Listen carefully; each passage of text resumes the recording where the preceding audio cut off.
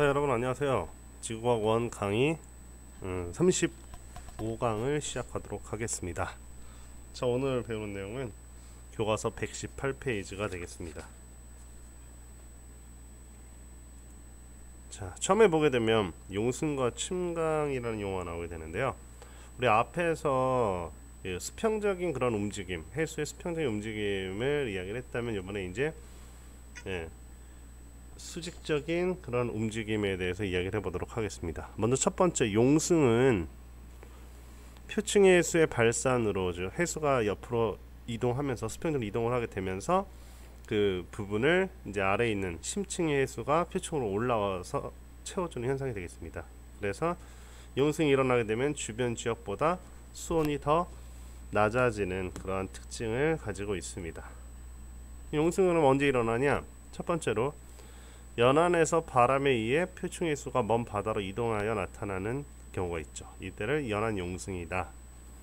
다음에 두 번째로 적도 부근에서는 이제 북반구의 북동 무역풍과 다음에 남반구의 남동 무역풍이 만나게 되겠죠. 그렇게 되면 해수가 바깥쪽으로 발산이 일어나게 되면서 이 적도 부근에서 차가운 물이 올라오는 적도 용승이 나타나기도 합니다. 다음에 저기압성 바람에 의한 해수의 발산이 일어나게 되고, 자, 북반구에서 저기압은 반시계 방향 흐름이 나타나겠죠. 그러면 저기압성 오타가 났었네요. 저기압성 바람에 의해 표층 해수가 발산을 하게 되고, 그 다음에 이제 용승이 일어나는 경우가 있습니다. 다음에 반대로 침강은 이제 표층 해수가 심층으로 내려가는 현상을 침강 이렇게 이야기를 하는데요. 표층 해수의 수렴이나 냉각으로 인해서 표층 해수가 심층으로 내려가는 현상이다. 뭐 냉각이나 뭐 지난번에 우리 전에 했던 심층수 같은 경우, 심층 수량 같은 경우 이제 밀도가 커져서 뭐 내려가는 경우가 있겠죠. 자, 오늘 배울 내용은 엘니뇨랑 라니냐에 대해서 이야기를 해보도록 하겠습니다. 엘니뇨랑 라니냐는 매우 중요한 부분으로 아마도 내년에 여러분들이 수능을 치르게 되면 아마 꼭 나오는 부분이 되지 않을까, 조심스럽게 생각을 해봅니다. 먼저 엘니뇨랑 라니냐를 이야기를 하기 위해서는 어느 지역을 먼저 보게 되냐면요, 여기가 그 동태평양 지역, 이게 지도를 보시게 되면 이게 북아메리카 대륙이 되겠고, 이게 남아메리카 대륙이 됩니다. 그다음에 이쪽 이제 호주 대륙이 위치를 하게 되고요. 그래서 평상시에 먼저 엘니뇨랑 라니냐를 이야기하기 전에 평상시에 나타나는 그러한 현상들을 먼저 배운 다음에 엘니뇨랑 라니냐 이렇게 비교하면서 공부를 하면 되겠습니다. 이 엘니뇨를 이야기하기 위해서 먼저 동태평양 지역을 이야기를 해야 되는데, 보통 페루 앞바다 이렇게 이야기를 하는 그 지역을 보게 되면, 저기 저위도 지역이기 때문에 바람이 이제 무역풍이 불죠. 무역풍에 의해서 요 무역풍이 이제 이 방향으로 이제 남동 무역풍이 불겠죠. 남동 무역풍에 의해서 해수가 동태평양의 서태평양 쪽으로 이동을 해 갑니다. 그러면 수평적으로 이제 발산이 일어나는 거죠. 그렇죠? 이 방향으로 발산이 일어나게 되면 이 공간의 표층 해수를 밑에 있는 심층의 해수가 이렇게 올라오게 됩니다. 그래서 동태평양 연안에서 용승이 일어나게 됩니다. 그래서 동태평양 지역은 수온이 낮게 주변 지역보다 낮고요. 그 다음에 이제 뭐 플랑크톤 이런 것들이 풍부하기 때문에 물고기들이 많이 잡히는 그런 어장이 유명한 어장이 만들어지게 됩니다. 그래서 표층수는 서태평양 쪽보다 동태평양 쪽이 더 낮은 그러한 특징을 나타내고 있죠. 그러다가 아직 어떠한 이유로 인해서 무역풍이 약화가 됩니다. 무역풍이 약화가 되면 아까 동태평양에 서태평양을 이동하는 이 흐름이 약화가 되죠. 이동이 잘 일어나지 않게 돼요. 그러면 물이 많이 빠져나가지 않으니까 요 심층의 차가운 물들, 용승이 잘 일어나지 않게 되죠. 그러면서 평소에 여기가 수온이 낮다고 이야기를 해서 동태평양이, 근데 평소보다 동태평양의 수온이 상승을 하게 됩니다.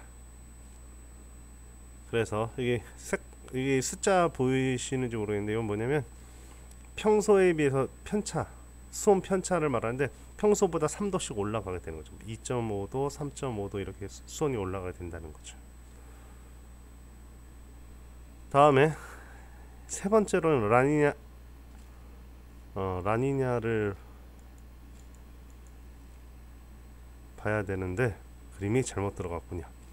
자, 라니냐는 이 설명 맞으니까 평소보다 무역풍의 그 세기가 더 강화가 됩니다.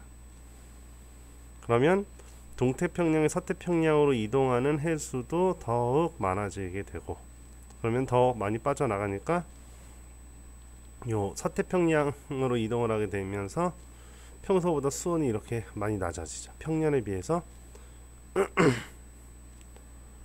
자, 평년에 의해서 이제 이렇게 수온이 낮아지게 된다. 그 다음에 동태평양에서는 이제 연안 용승이 강화가 되기 때문에 수온이 더 많이 낮아지게 되는 거죠. 여기 지금 그림 두 개인데 여기 좀 잘못됐네요. 여러분들 교과서에 118페이지 가장 아래쪽에 있는 그림을 집어넣는다는 게 빠졌네요.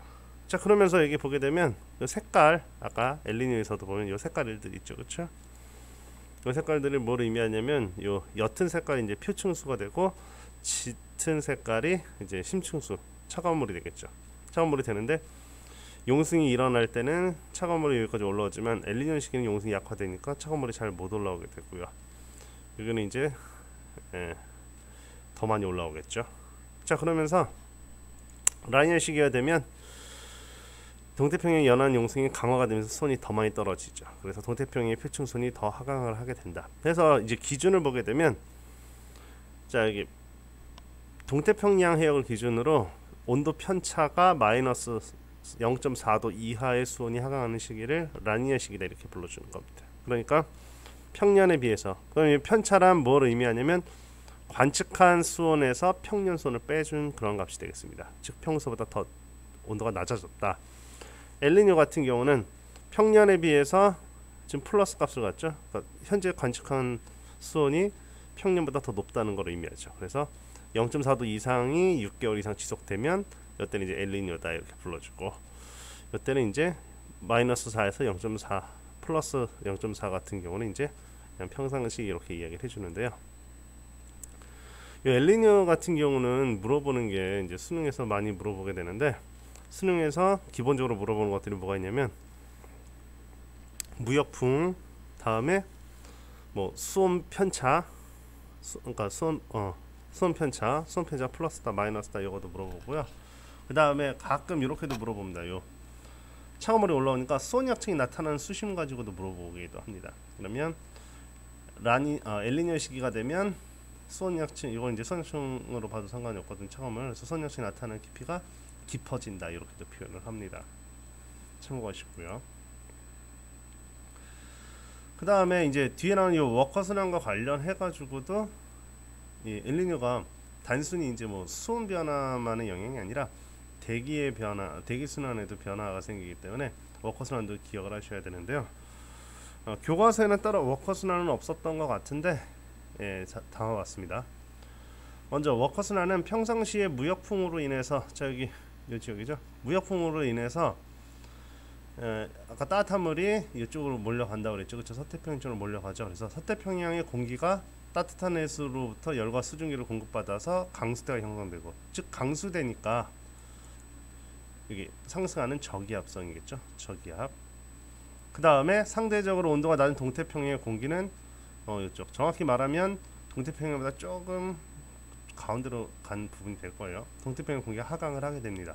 그래서 이러한 공기 순환, 그걸 열대 태평양 지역의 동서방향으로 발달한 거대한 순환을 워커 순환 이렇게 불러주는데, 이게 평상시의 모습이고요.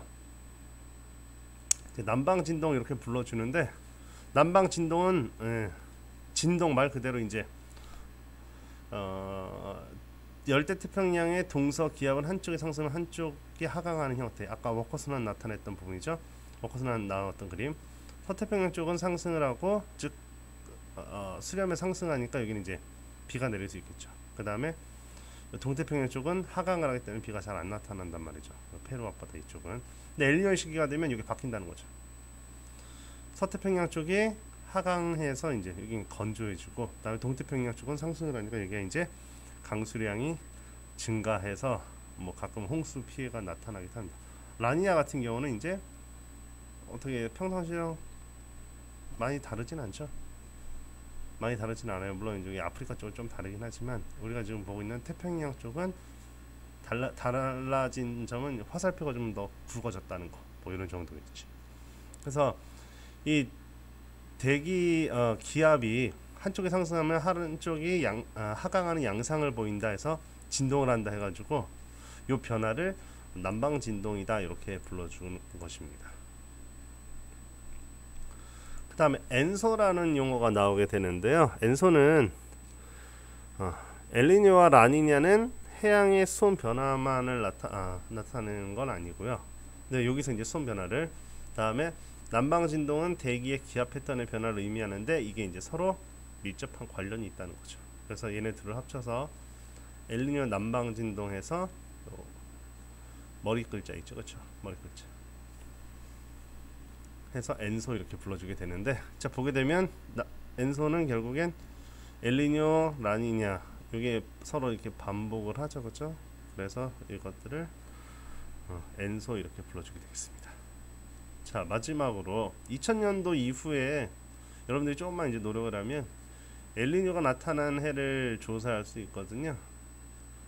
자, 엘니뇨가 나타난 해를 조사하고 뭐 가능하면 우리나라에 영향을 준 점도 같이 올려주셨으면 좋겠습니다. 자, 모두 수고하셨습니다.